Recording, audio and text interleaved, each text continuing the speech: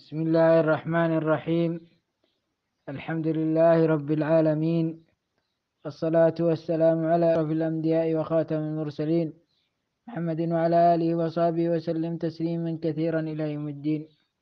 أما بعد، فهذا المجلس 20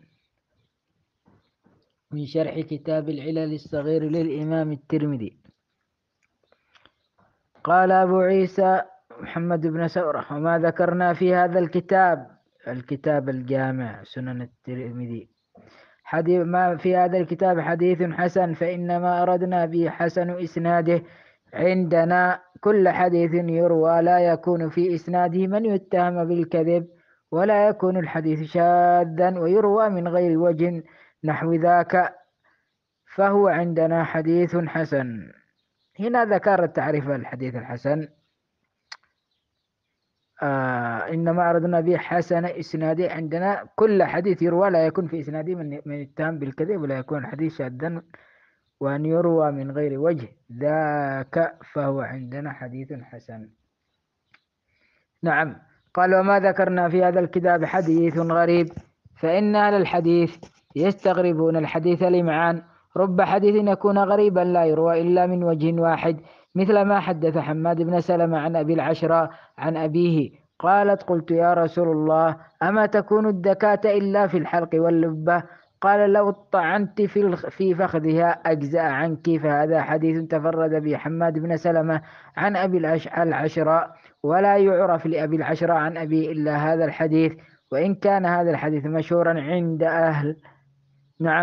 أهل العلم، وإنما اشتهر من حديث حماد بن سلمة لا يعرف إلا من حديثه، فيشتهر الحديث لكثرة ما روى عنه، مثل ما روي عن عبد الله بن دينار عن ابن عمر أن رسول الله صلى الله عليه وسلم نهى عن بيع الولاء وعن هبته، وهذا حديث لا نعرفه إلا من حديث عبد الله بن دينار، رواه عنه عبيد الله بن عمر وشعبة وسفيان الثوري ومالك بن أنس وابن عيينة وغير واحد من الأئمة. وروى يحيى بن سليم هذا الحديث عن عبيد الله بن عمر عن نافع عن ابن عمر، فوهم فيه يحيى بن سليم، والصحيح هو عبيد الله بن عمر عن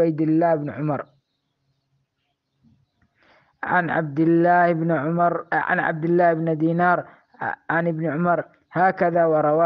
وروى عبد الوهاب الثقفي وعبد الله بن نمير عن عبيد الله بن عمر عن عبد الله بن دينار عن ابن عمر. وروى المؤمل هذا الحديث عن شعبة، فقال شعبة: لوددت أن عبد الله بن دينار أذن لي حتى أكون أقوم إليه حتى لوددت أن عبد الله بن دينار أذن لي حتى كنت أقوم إليه فأقبل رأسه. نعم. هذا الحديث فيه أبو العشرة وهو الدارمي. أبو العشرة هو الدارمي البصري، قيل اسمه أسامة بن عبد الملك بن قهطم، وقيل عطارد أو يسار. نعم.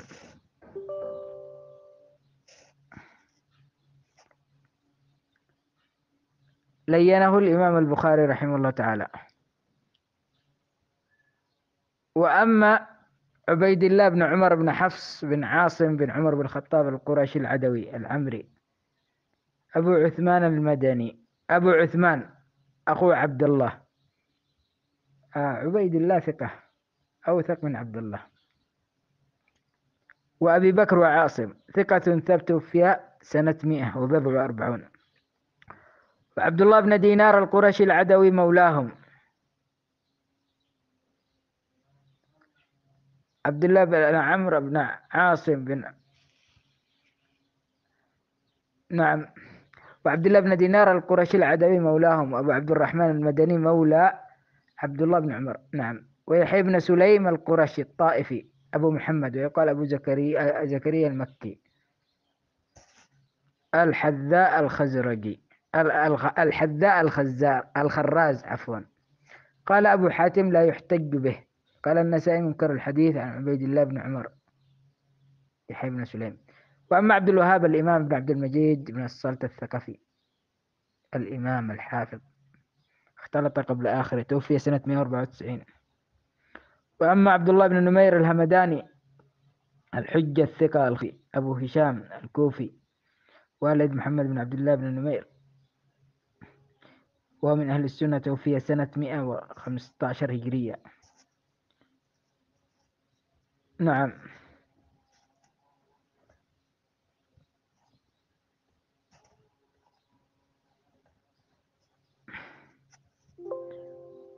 وأما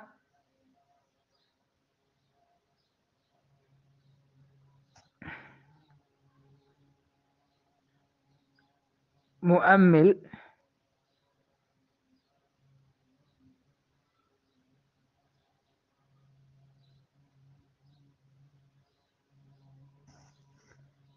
نعم.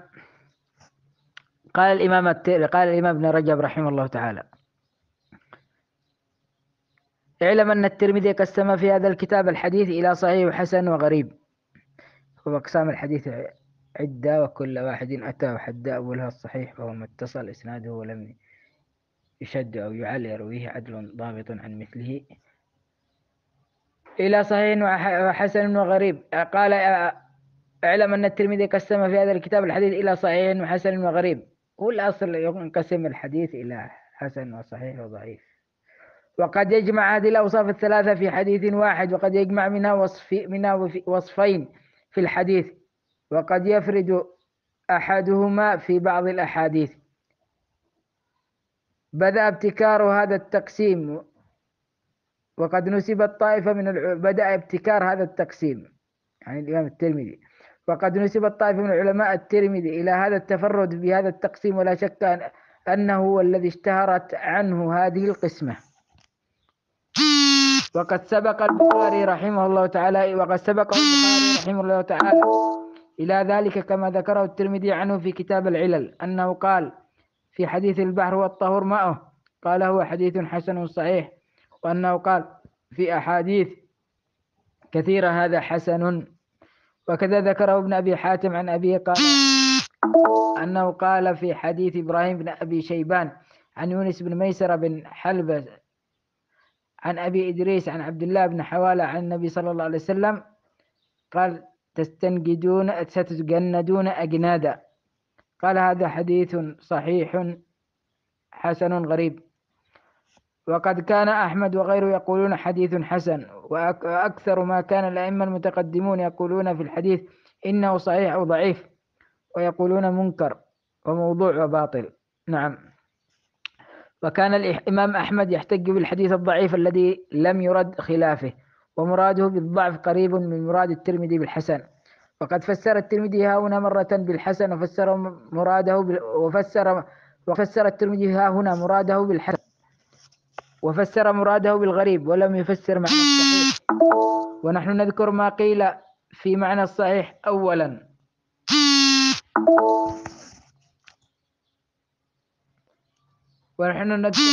في الصحيح أولا، ثم نشرح ما ذكره الترمذي في معنى الحسن والغريب إن شاء الله تعالى. قال ابن رجب: أما الصحيح من الحديث وهو الحديث المحتج به فقد ذكر الشافعي رحمه الله تعالى شروطا بكلام جامع. قال الربيع: قال الشافعي: ولا تقوم الحجة بخبر الخاص حتى يجمع أمور، منها أن يكون من حديث من حدث به ثقة في دينه معروفا بالصدق في حديثه، عاقلا لما يحدث به، عالما بما يحيل معاني الحديث من اللفظ. نعم. أو أن يكون ممن يؤدي الحديث بحروفه كما سمع ولا يحدث به على المعنى، لأنه إذا حدث به على المعنى وهو غير عالم بما يحيل معناه لم يدري لعله يحيل الحلال إلى الحرام، وإذا أدى بحروفه لم يبقى وجه يخاف فيه إحالة الحديث. نعم. حافظا إن حدث من حفظه، حافظا لكتابه إن حدث من كتابه. إذا شرك أهل الحفظ في الحديث وافق حديثهم. بريئا من أن يكون مدلسا يحدث عمن لقي ما لم يسمع منه، أو بريئا من أن يكون مدلسا يحدث عن من لقي ما لم يسمع منه، أو يحدث عن النبي صلى الله عليه وسلم بما يحدث به الثقات خلافه، ويكون هذا هكذا من فوق ممن حدث حتى ينتهي بالحديث موصولا إلى النبي صلى الله عليه وسلم، أو إلى من انتهى به إليه دونه، لأن كل واحد مثبت لمن حدث ومثبت على من حدث عنه. قال: ومن كثر غلطه من المحدثين ولم يكن له أصل كتاب صحيح لم نقبل حديثه، كما يكون في أكثر غلط في الشهادات لم نقبل شهادته. قال: وأقبل الحديث حدثني فلان عن فلان إذا لم يكن مدلسا، ومن عرفناه دلس مرة فقد أبان لنا عورة في روايته، وليست تلك العورة بكذب فيرد بها حديثه، ولا على النصيحة في الصدق فنقبل منه ما قبلنا من أهل النصيحة في الصدق، فقلنا لا نقبل من مدلس حديثا حتى يقول حدثني أو سمعت. فقد تضمن كلامه رحمه الله تعالى أن الحديث لا يحتج به حتى يجمع رواته من أولهم إلى آخرهم شروطا. نعم. أولا الثقة في الدين وهي العدالة، وشروط العدالة مشهورة معروفة في كتب الفقه. والثاني المعرفة بالصدق في الحديث، ويعنى بذلك أن يكون الراوي معروفا بالصدق في روايته، فلا يحتج بخبر من ليس معروفا بالصدق كالمجهول الحال، ولا من يعرف بغير الصدق. وكذلك ظاهر كلام الإمام أحمد أن خبر مجهول الحال لا يصح ولا يحتج به، ومن أصحابنا من خرج قبول حديثه على الخلاف في قبول المرسل. وقال الشافعي أيضا: كان ابن سيرين والنخعي وغير واحد من التابعين يذهب هذا المذهب في أن لا يقبل إلا ممن عرف. وقال: ما لقيت ولا علمت أحدا من أهل العلم بالحديث يخالف هذا المذهب. نعم. الثالث العقل لما يحدث به، وقد روى مثل هذا الكلام عن جماعة من السلف. ذكر ابن أبي الزناد عن أبي قال: أدركت بالمدينة. نعم. بالعرج. قال أدركت بالمدينة 100 كلهم مأمون ما يؤخذ عنهم شيء في الحديث، يقال ليس من أهله. خرجه مسلم في مقدمة كتابه. وروى إبراهيم بن المنذر حدثني معا بن عيسى قال: كان مالك يقول: لا تأخذ العلم من 4 وخذ مما سوى ذلك. لا تأخذ من سفيه معلن بالسفه وإن كان أروى الناس، ولا تأخذ من كذاب يكذب في أحاديث الناس، وإن كان لا يتهم أن يكذب على رسول الله صلى الله عليه وسلم، ولا من صاحب هوى يدعو الناس إلى هواه، ولا من شيخ له فضل وعبادة إذا كان لا يعرف ما يحدث به. قال إبراهيم ابن المنذر: فذكرت هذا الحديث المطرب بن عبد الله اليساري مولى زيد فقال: ما أدري. نعم. فقال: ما أدري ما هذا، ولكن أشهد أني سمعت مالك يقول: لقد أدركت بهذا البلد يعني المدينة مشيخة لهم فضل وصلاح وعبادة يحدثون ما سمعت من واحد منهم حديثا قط. قيل: ولم يا أبا عبد الله؟ قال: لم يكونوا يعرفون بحديث، لم يكونوا يعرفون ما يحدثون. وروى ضورة عن سعيد بن عبد العزيز عن المغيرة بن إبراهيم قال: لقد رأيتنا وما نأخذ الحديث إلا ممن يعرف حالها من حرامها وحلالها يعرف حالها من حرامها ومن حلالها. وإنك لتجد الشيخ يحدث بالحديث فيحرف حلاله عن حرامه وحرامه عن حلاله وهو لا يشعر يحرف. وقال محمد بن عبد الله بن عمار الحافظ الموصلي: وقد سئل عن علي بن غراب فقال: كان صاحب حديث بصيرا به. قيل له: أليس هو ضعيفا؟ قال: إنه كان يتشيع، ولست بتارك الرواية عن رجل صاحب حديث يبصر الحديث بعد أن لا يكون كذوبا للتشيع أو للقدر، ولست براو عن رجل لا يبصر الحديث ولا يعقله ولو كان أفضل من فتح يعني الموصلي. وحكى الترمذي في علل عن البخاري قال: كان من لا يعرف صحيح حديثه من سقيم لا أحدثه. كل من لا يعرف صحيحه كل من لا يعرف صحيح حديثه من سفيه لا أحدث عنه. وسمى منهم زمعة بن صالح وأيوب بن عتبة. وحكى الحاكم هذا المذهب عن مالك وأبي حنيفة، وحكى عن أكثر أهل الحديث الاحتجاج بحديث من لا يعرف ما يحدث به. والظاهر والله أعلم حمل الكلام الشافعي رحمه الله تعالى على أنه من لا يحفظ لفظ الحديث وإنما يحدث بالمعنى كما صرح بذلك فيما بعد. نعم. وكذا نقل الربيع في موضع آخر قال تكون اللفظ تترك من الحديث فيختل المعنى أو ينطق بها بغير لفظ المحدث والناطق بها غير عامد لإحالة الحديث فيختل معناه. فإذا كان الذي يحمل الحديث يجهل هذا المعنى وكان غير عاقل للحديث فلم يقبل حديثه.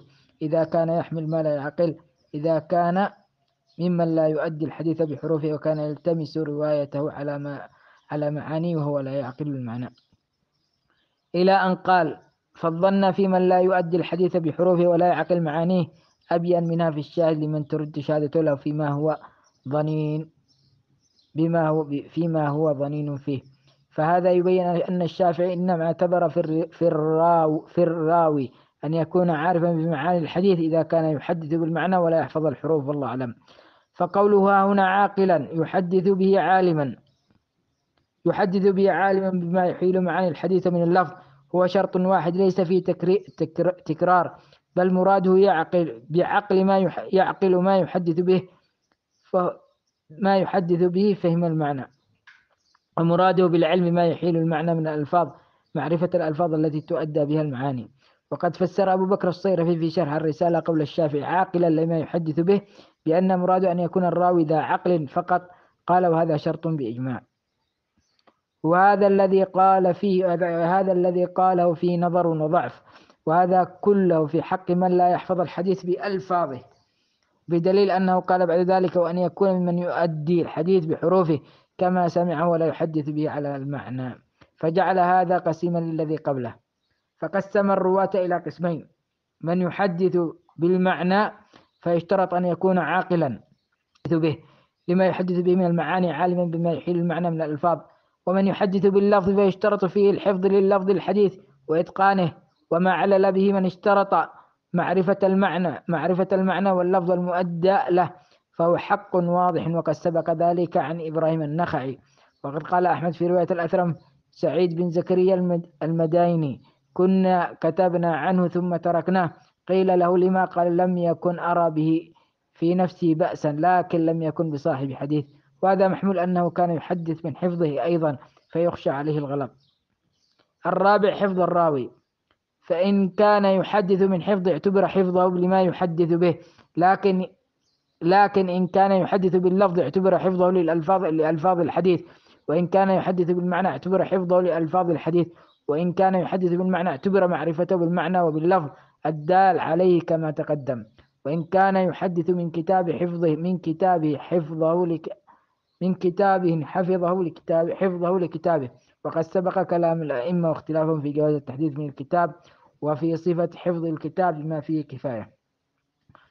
قال الخامس أن يكون في حديث الذي لا ينفرد به يوافق الثقات في حديثهم، فلا يحدث بما لا يوافق الثقات، وهذا الذي ذكره معنى قول كثير من الأئمة الحفاظ في الجرح في كثير من الرواه: يحدث بما لا يخالف الثقات، أو يحدث بما لا يتابعه الثقات عليه. لكن الشافعي اعتبر أن لا يخالفه الثقات، ولهذا قال بعد هذا الكلام بريئا أن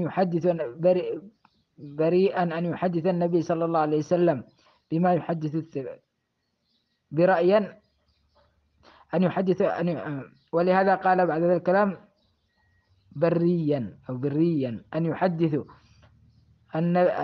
النبي صلى الله عليه وسلم بما يحدث الثقات خلافه. وقد فسر الشافعي الشاذ من الحديث بهذا، فقال يونس بن عبد الأعلى سمعت الشافعي يقول ليس الشاذ من الحديث أن يروي الثقة حديثا لم يروي غيره، إنما الشاذ من الحديث أن يروي الثقات حديثا فيشد عنهم واحدا، نعم، فيخالفهم. وما أكثر الحفاظ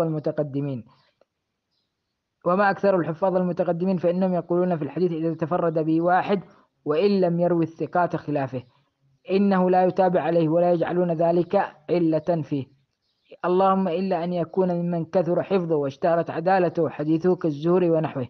وربما يستنكرون بعض تفردات الثقات الكبار أيضا، ولهم في كل حديث نقد خاص، وليس عندهم لذلك ضابط يضبطه. قال صالح بن محمد الحافظ: الشاذ الحديث المنكر الذي لا يعرف.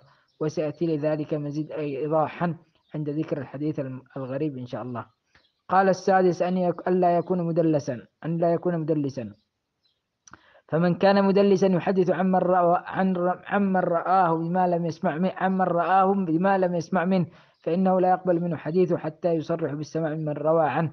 وهذا الذي ذكره الشافعي قد حكاه يعقوب بن شيبة عن يحيى بن معين. فقال الشاذكاني: من أراد التدين والحديث فلا يأخذ عن الأعمش ولا عن من. وقال الشاذكاني: من أراد التدين بالحديث فلا يأخذ عن الأعمش ولا عن قتادة إلا ما قال سمعنا.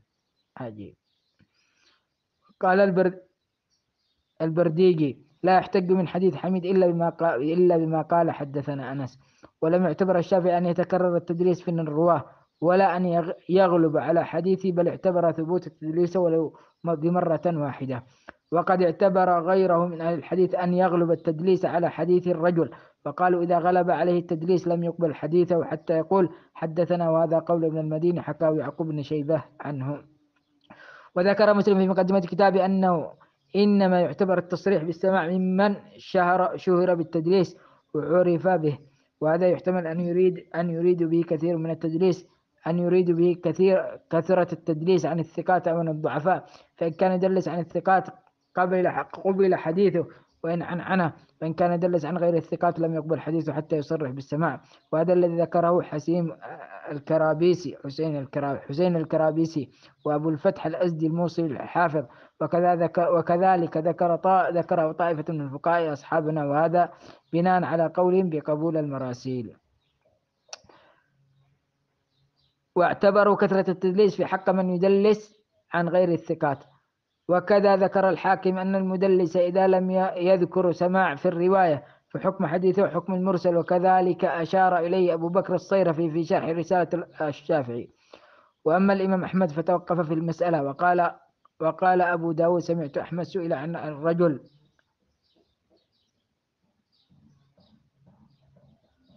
الرجل يعرف بالتدليس في الحديث يحتج فيما لم يقل فيه حدثني أو سمعت.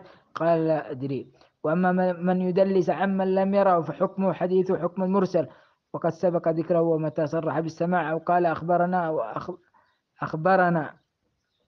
أو أخبرنا فهو حجة، أو حدثنا فهو حجة. وزعم أبو الطيب الطبري من الشافعية أنه لا يحتج بقول المدلس أخبرنا، لأنه يكون إجازة، وهذا ضعيف، فإن مثله يتطرق إلى قوله حدثنا أيضا، فإن ذلك جائز عند كثير من العلماء في الإجازة كما سبق. ثم إن الإجازة والمناولة تصح الرواية بهما على ما تقدم، فيحتج بحديث من حدث بها حينئذ. وأيضا فقد تستعمل حدثنا في الإرسال، كما كان الحسن يقول حدثنا ابن عباس، ويتأول أنه حدث أهل البصرة، ويتأول أنه حدث أهل البصرة، ولكن هذا استعمال نادر والحكم للغالب. نعم. وأما قول الشافعي إن التدليس بكذب يرد به حديث صاحبه كله، فهذا أيضا قول أحمد وغيره من الأئمة، لأن قول من سمع منه المدلس عن فلان ليس بكذب، وإنما فيه كتمان من سمع منه عن فلان. وحكى الخطيب هذا القول عن كثير من العلماء، وعن بعضهم أنه كذب يرد به حديث صاحبه. من قال إنه كذب حماد بن زيد وأبو أسامة، وقال شعبة هو أخو الكذب، وقال مرة هو أشد من الزنا.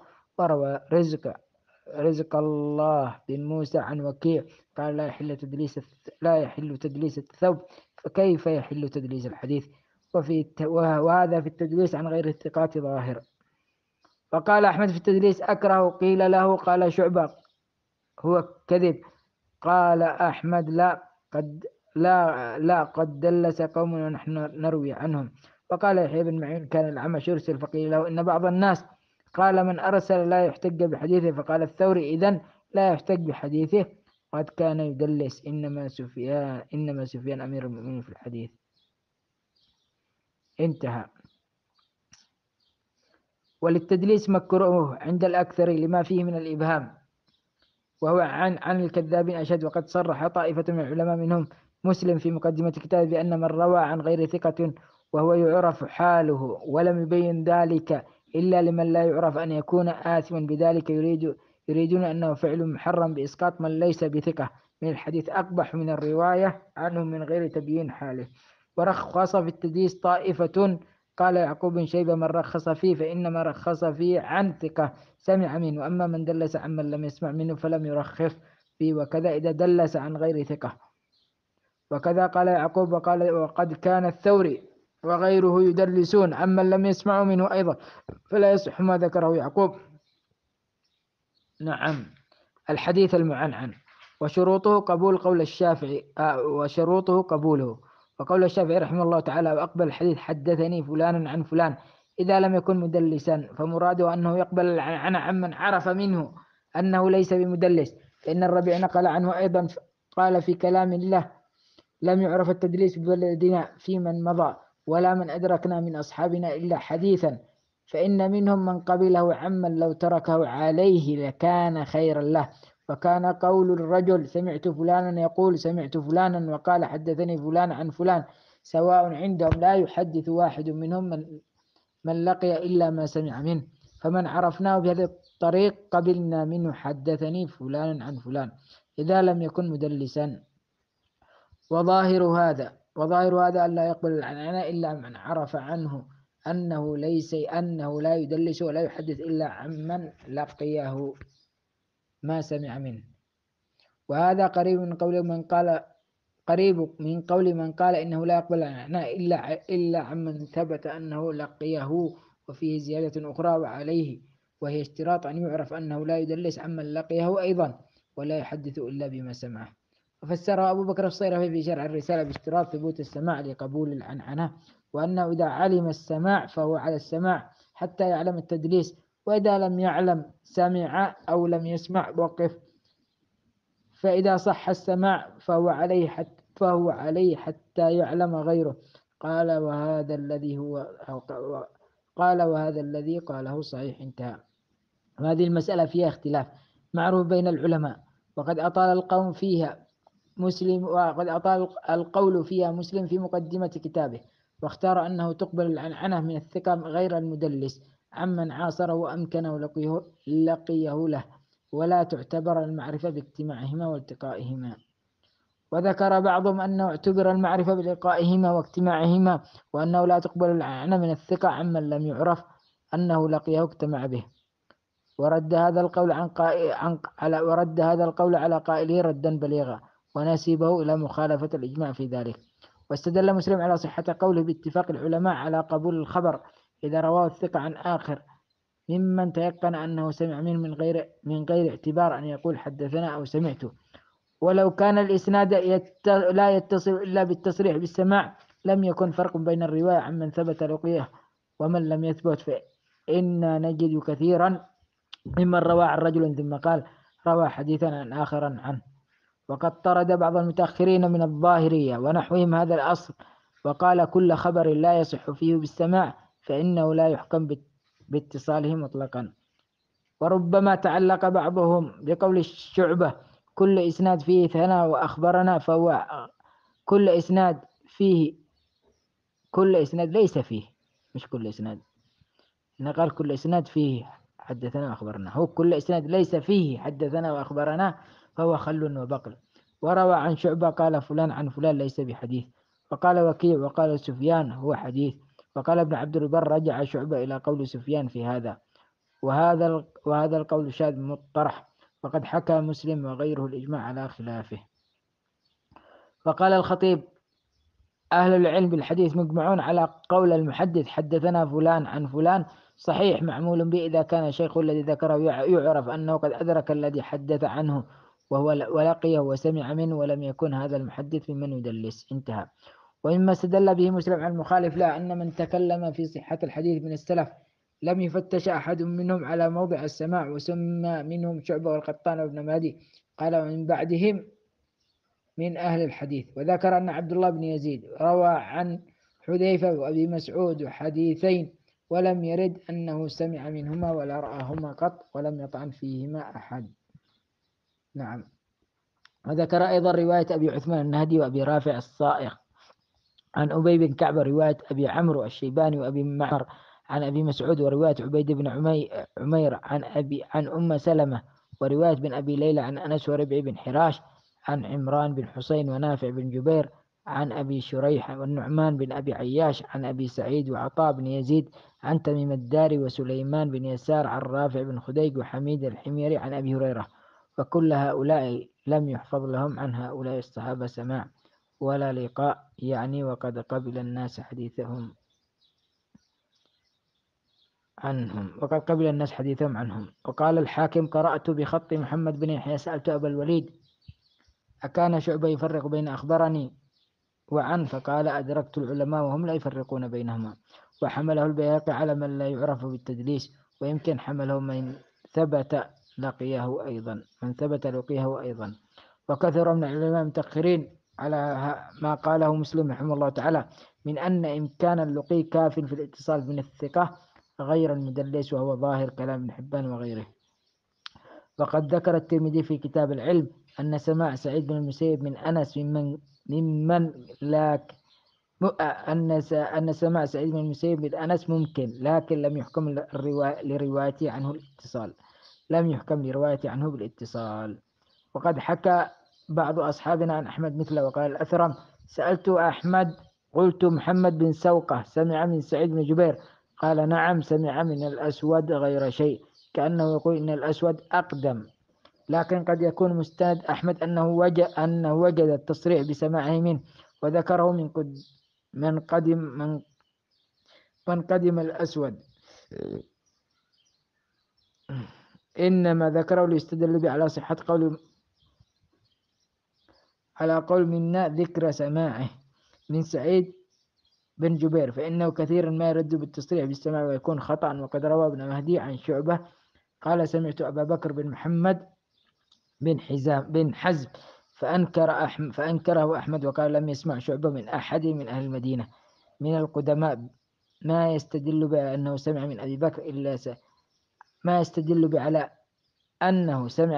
إلا سعيد المقبري، فإنه روى عنه حديثا فقيل له فإن المقبري قديم، فسكت أحمد. وأما جمهور المتقدمين فعلى ما قاله ابن المديني والبخاري، وهو القول الذي أنكره مسلم على من قاله. وحكى عن أبي المظفر بن السمعاني أنه اعتبر الاتصال الإسناد للقي وطول الصحبة. وعن أبي عمرو الداني أن يكون معروفا بالرواية عنه، هذا أشد من شرط البخاري وشيخه الذي أنكره مسلم، أنه اعتبر الاتصال الإسناد للقي وطول الصحبة. ومما قاله ابن المديني والبخاري هو مقتضي كلام أحمد وأبي زرعة وأبي حاتم وغيرهم من أعيان الحفاظ، فائدة في شواهد اشتراط ثبوت السماع في الحديث المعنعن، بل كلامهم يدل على اشتراط ثبوت السماع كما تقدم عن الشافعي، فإنهم قالوا في جماعة من الأعيان ثبتت لهم الرؤيا لبعض الصحابة، وقالوا مع ذلك لم يثبت لهم السماع منهم، فروايتهم عنه مرسلة، منهم الأعمش ويحيى بن أبي كثير وأيوب بن عون وقرة بن خالد رأوا أنسا ولم يسمعوا منه، فروايتهم عنه مرسلة. كذا قاله أبو حاتم، وقال أبو زرعة أيضا في يحيى بن أبي كثير. وقال أحمد في يحيى بن أبي كثير: قد رأى أنسا فلا أدري سمع منه أم لا. ولم يجعلوا روايته عنه متصلة مجرد الرؤيا، والرؤيا أبلغ من إمكان اللقي. وكذلك كثير من الصبيان الصحابة رأوا النبي صلى الله عليه وسلم ولم يصح لهم السماع منه، فروايتهم عنه مرسلة كطارق بن شهاب وغيره. وكذلك من علم منه أنهم علق لم يسمع من لقيه إلا شيئا يسيرا، فروايته عنهم زيادة على ذلك مرسلة كرواية ابن المسيب عن عمر، فإن الأكثرين نغفوا سماعه منه وأثبت أنه رآه وسمع منه. وقال مع ذلك إن روايته عنه مرسلة، لأنه إنما سمع منه شيئا يسيرا مثل نعيه للنعمان بن مقرن على المنبر ونحو ذلك. وكذلك سمع الحسن بن عثمان وهو على المنبر يأمر بقتل الكلاب وذبح الحمام، ورواية عنه غير ذلك مرسلة. وقال أحمد بن جريج: لم يسمع من طاووس ولا حرفا، ويقول رأيت طاووسا. وقال أبو حاتم الرازي أيضا: الزهري لا يصح سماع من ابن عمر رآه ولم يسمع منه، ورأى عبد الله بن جعفر ولم يسمع منه. وأثبت أيضا دخول مكحول على وائل بن الأسقع ورؤيته له ومشافته، وأنكر سماعه منه ولم يصح له منه سماع، وجعل روايته عنه مرسلة. وقد جاء التصريح بسماع مكحول من وائل الحديث في وجه فيه نظر، وقد ذكرنا في أواخر كتاب الأدب. وقد ذكر الترمذي دخول مكحول عن وائل في ذكر الرواية بالمعنى. وقال أحمد: أبان بن عثمان لم يسمع من أبيه، من أين يسمع منه؟ ومراده من أين صحة الرواية بسماعه منه، وإلا فإمكان واحتمال غير مستبعد. وقال أبو زرعة في أبي أمامة بن سهل بن حنيف لم يسمع من عمر، هذا مع أن أبا أمامة رأى النبي صلى الله عليه وسلم. فدل كلام أحمد وأبي زرعة وأبي حاتم على أن الاتصال لا يثبت إلا بثبوت التصريح بالسماع، وهذا أضيق من قول ابن المديني نعم والبخاري، فإن المحكي عنهما أنه يعتبر أحد أمرين: إما سماع وإما لقاء. وأحمد ومن تبعه عندهم لا بد من ثبوت السماع، ويدل على أن هذا مرادهم أن أحمد قال ابن سيرين ابن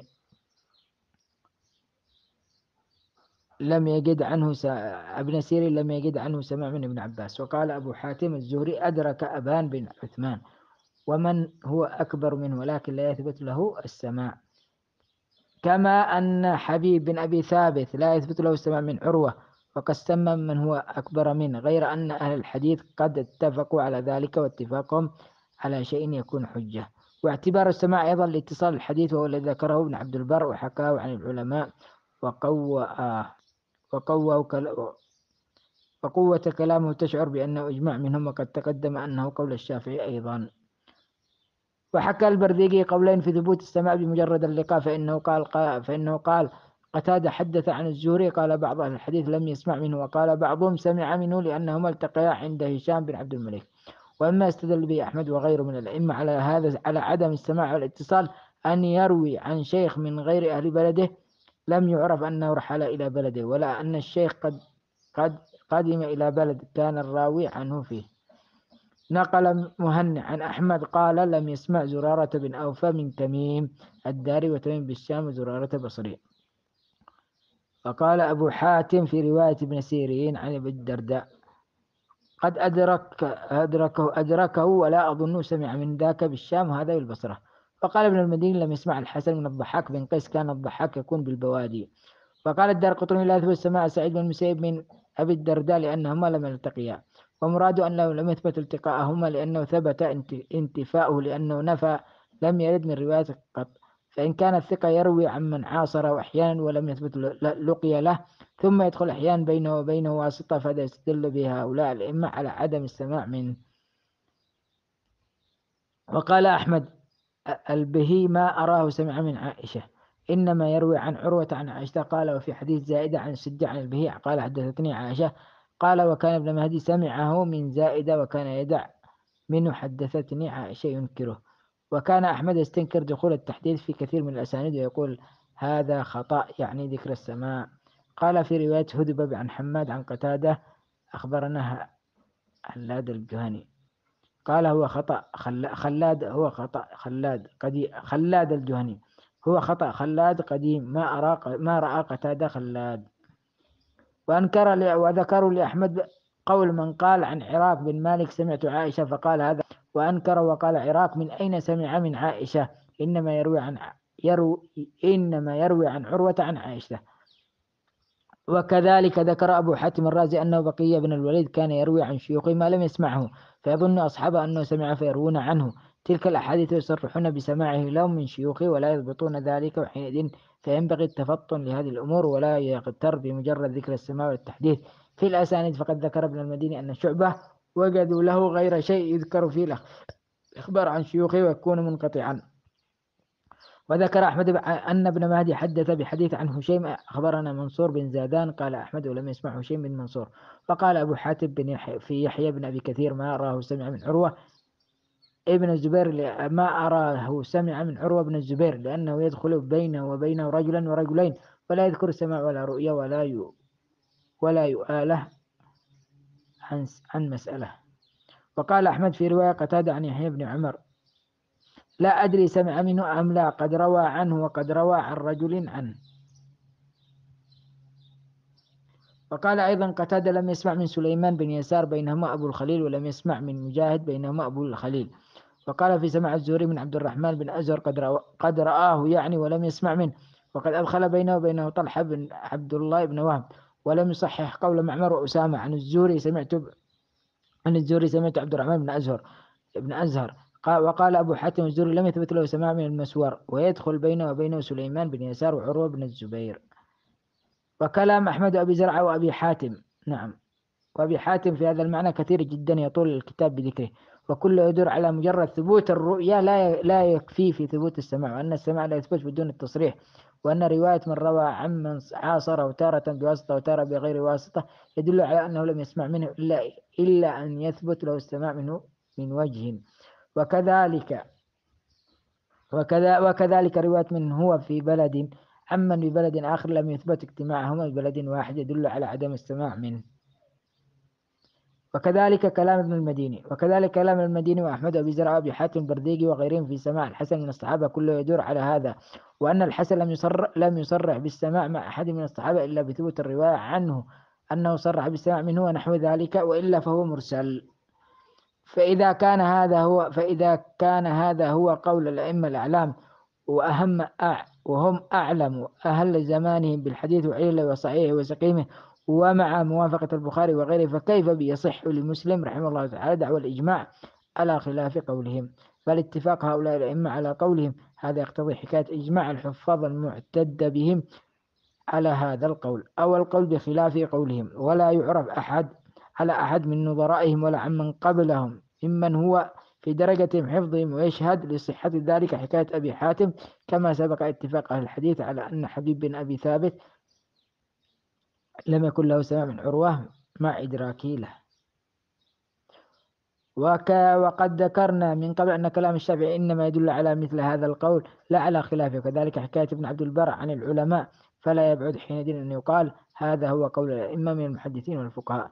وأما إنكار مسلم أن يكون هذا قول شعبة أو من بعده فليس كذلك، فقد أنكر شعبة سمع من روي سماعه ولكن لم يثبت كسماع مجاهد من عائشة، وسماع أبي عبد الرحمن السلمي من عثمان بن مسعود. وقال شعبة أدرك أبو العالي عليا ولم يسمع منه، ومراده أنه رآه أنه لم يرد سماعه منه ولم يكتفي بإدراكه، فإن أبا العالي سمع من هو أقدم موتا، فإن قيل إنه سمع من أبي بكر وعمر رضي الله عنهم فإنه قيل إنه سمع من أبي بكر وعمر رضي الله عنهم. وما ذكر مسلم في رواية عبد الله بن يزيد ومن سماه بعد فالقول فيها كقول في غيره. وقال أبو زرعة في رواية أبي أمامة بن سهل عن عمر هي مرسلة مع أن له أيضا رؤية. فإن قال قائل هذا يلزم به طرح أكثر الأحاديث ترك الاحتجاج بها، قيل منها هنا عظم ذلك على مسلم رحمه الله تعالى، والصواب أن ما لم يرد فيه السماع من الأسانيد لم يحكم باتصاله ويحتج به مع إمكان اللقي كما يحتج المرسل أكابر التابعين كما نص عليه أحمد، وقد سبق ذكر ذلك في المرسل. ويرد على ما ذكره مسلم أن يلزم أن يحكم باتصال كل حديث رواه من ثبتت له رؤية النبي صلى الله عليه وسلم، بل هي هذا أو لا، لأن هؤلاء ثبتت لهم اللقي وهو يكتفي بمجرد إمكان السماع. ويلزم أيضا الحكم اتصال كل من عاصر النبي صلى الله عليه وسلم أمكن لقيه له إذا روى عنه شيئا وإن لم يثبت سماعه منه، ولا يكون حديثه عن النبي صلى الله عليه وسلم مرسلا، هذا خلاف إجماع أئمة الحديث والله أعلم. ثم إن بعض ما مثل به مسلم كما ذكره في قوله إن عبد الله بن يزيد وقيس بن أبي حازم روى عن أبي مسعود أن النعمان بن أبي عياش روى عن أبي سعيد ولم يرد التصريح بسماعهما منهما، ليس كما قال، فإن مسلما رحمه الله تعالى خرج في صحيح التصريح بسماع النعمان ابن أبي عياش من أبي سعيد في حديثين في صفة الجنة، وفي حديث أنا أفرطكم على الحوض. وأما سماع عبد الله بن يزيد وقيس بن أبي حازم بين أبي مسعود فقد وقع مصرحا به في صحيح البخاري والله أعلم. ولهذا المعنى تجد في كلام شعبة ويحيى وأحمد وعلي ومن بعدهم التعليل بعدم السماع، فيقولون لم يسمع فلان عن فلان أو لم يصرح له سماع منه، ولا يقول أحد ولم يقول أحد هم قط ولم يعاصروا، وإذا قال بعضهم لم يدركوا فمرادهم الاستدلال على عدم السماع منه بعدم الإدراك. فإن قيل فقد قال أحمد في رواية مشيش وسئل عن أبي ريحانة سمع من سفينة قال ينبغي هو قديم قد سمع من ابن عمر.